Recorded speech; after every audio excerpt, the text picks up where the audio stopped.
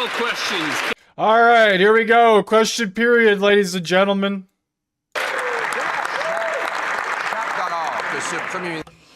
Each and every dollar that this Prime Minister spends costs us. Each dollar is expensive for Canadians. This government and the Justin Trudeau government doubled inflation. Today, Statistics Canada published new numbers, according to which inflation is rising. 4 indicators are higher than projected, and grocery prices are going up twice as fast as the target.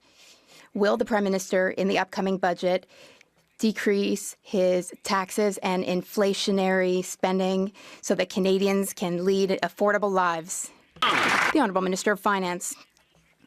Mr. Speaker, I'm happy to see that the opposition leader is excited for November 4th. I'm excited too, as are Canadians. Why? Because we will have good news on November 4th, Mr. Speaker. We will present good news to Canadians. We will present an ambitious plan. Last week, I was in Washington, and the Director General of the International Monetary Fund gave Canada and Germany as excellent examples of countries with the ability to make generational investments. And that's exactly what we're going to do. We're going to build a strong, ambitious Canada in which Canadians are happy and proud.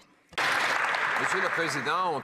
Mr. Speaker, we don't work for bankers in Washington. We're here working for single mothers who can't pay their bills, who can't afford groceries.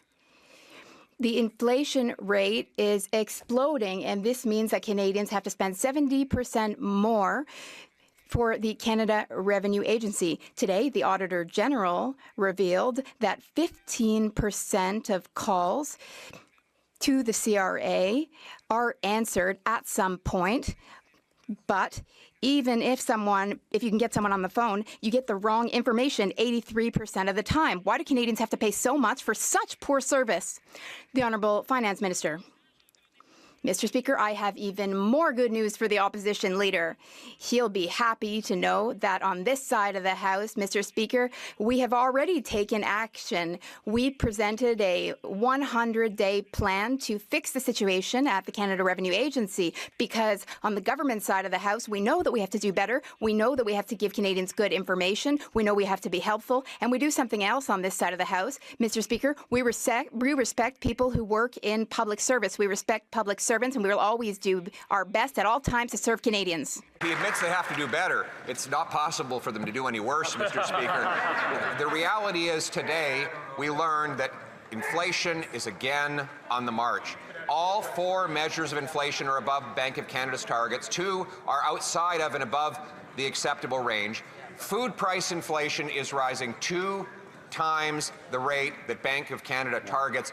No wonder we have 2 million people lined up at food banks every single day. This inflation has exploded since this Prime Minister doubled the deficit. Will he reverse his inflationary deficit and taxes in this coming budget?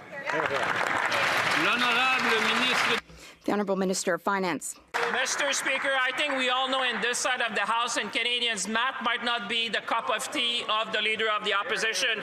Neither may be economics, Mr. Speaker. But let me quote one of the authorities in the world, which is the Director General of the International Monetary Fund, Mr. Speaker. She said just last week, then we have countries in the G7 that are in a better position.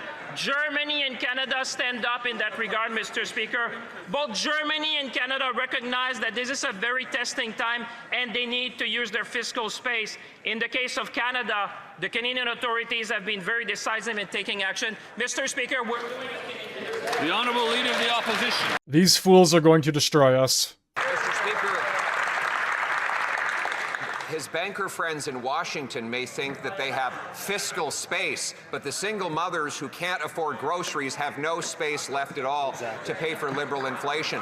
This government is forcing them to spend 70% more on the Canadian Revenue Agency. Today, the Auditor General revealed that only 15% of calls get responses on time, and even if someone does pick up the phone, there's an 83% chance they give you the wrong answer. Why does this government force Canadians to pay so much for such terrible service? The Honourable Minister of Finance. Speaker, we will take no lessons from these conservatives.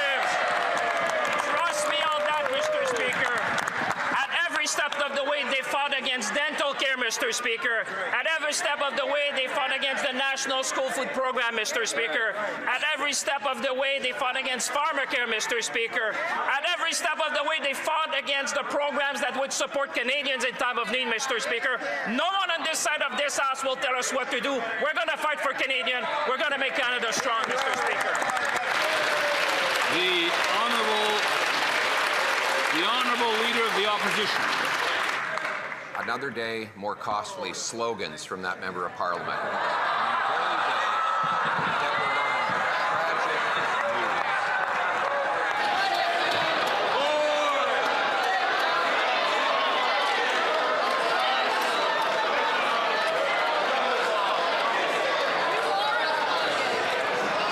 Here we go.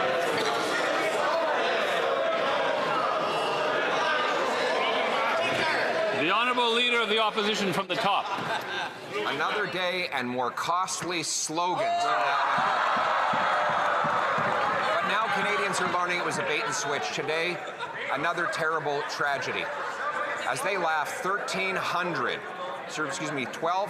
workers at the Ingersoll Cami plant learned that they would lose their jobs after that Prime Minister promised he would negotiate a win and that he would keep their jobs here in Canada. They join with 2,000 workers in Brampton, many more in Oshawa. How does the Prime Minister look in the eyes, the very workers that he sold out and betrayed? The Honourable Minister of Industry. I'll tell you how the Prime Minister will deal with the auto sector. He will look at the auto workers in the eyes and he will say, we will fight for your jobs. And that's exactly what we're doing. Every single day, we're negotiating back in Washington, but also, this is important. But the jobs are disappearing, Melanie. This morning with the Canadian CEO of GM, I was in conversation with the head of the labor union of Unifor, and I also talked to Doug Ford, and I talked to Vic Fideli. And you know what? We're putting in place a response group. We will make sure that we fight for these jobs. We need to make sure that... The honourable Leader of the Opposition. She announced just now that she talked to this person, and she talked to that person, and she talked to this other person, and she talked, and she talked, and they talk, and they talk, and nothing gets done, Mr. Speaker. Canadians are tired of talk. They want their job. This government, for this Prime Minister, looked these workers in the eye and said he would negotiate a win, that he would protect auto jobs, that there would be an all-in-Canada supply chain that would keep them working. They even gave $250 million tax dollars to GM for this plant. And now those workers don't know how they're going to pay their bills. How does this government explain the broken promise and betrayal?